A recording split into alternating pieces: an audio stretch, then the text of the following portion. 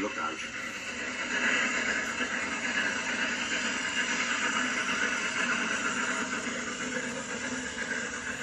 Renias and Scarlory were talking quietly to Caldee next morning when Duncan stormed up, followed by Sir Handel.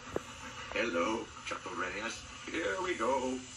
"Well, nearly came off," fumed Duncan. "Those coaches pushed me. The thing controller says they didn't. He says I kept a bad lookout. We've no money to mend you, he said. And if it happens again, I'll leave you at the back of the shed. Why does he always pick on me? It's no fair." Scarlory said nothing. He just winked at Renias. "As you were saying, Caldee," remarked Renias, "you had 2 coaches on your trial trip. Do you ever take more?" "No, our line is so steep that we're only allowed 1. We each have our own. Mine's called Catherine. I know her well. That's most important." "Why?" asked Sir Handel. "They're only coaches." "Ours," said Caldee, "are something more. You pull your coaches, and you can see ahead. We push ours up, so we can't see. They watch the line for us. The guard watches too, of course, but Catherine's so clever that I know at once if anything is wrong." "That must take a load off your mind," said Scarlory. Caldee smiled. "But not off my buffers. Climbing's hard work and needs a lot of steam. My farmer and I have a tiring time. Coming down," he went on, "it's different. Catherine and I just roll. We need no steam for that." Sir Handel sighed enviously. "Ah, I should like that," he said.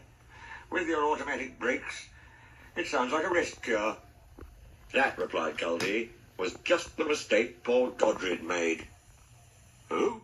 asked the little engines. "Is Godred?" "Godred was our number 1, and named after a king," Caldee replied. "Perhaps that went to his smoke box and made him conceited. He'd never keep a good lookout. He'd roll down the line looking anywhere but at the track. 'You'll have an accident,' I told him. 'Pooh,' he said, 'I've got automatic brakes, haven't I? And Driver's got his air brake. What more do you want?' 'More sense from you,' I said. 'No engine can stop at once if he isn't ready to obey his driver's controls.' Godred never learned sense. His driver and fireman and the manager all spoke to him. They even took him to pieces to see if anything was wrong. But he still went on in the same old way. One day, I was going up and waiting at the station for Godred coming down to pass me. As I waited, so it happened. One moment he got the track. The next, his driver and fireman jumped clear as he rolled over. No one was hurt. His coach stayed on the rails and the guard braked her to a stop.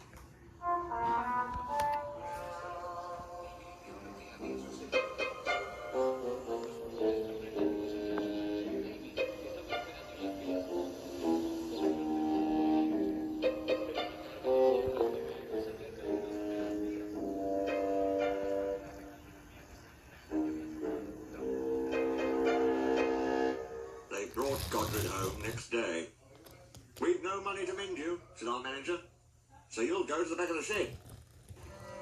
As time went on, poor Godred got smaller and smaller, till nothing was left. What happened?" asked Duncan anxiously. "It's not nice to talk about," said Caldee.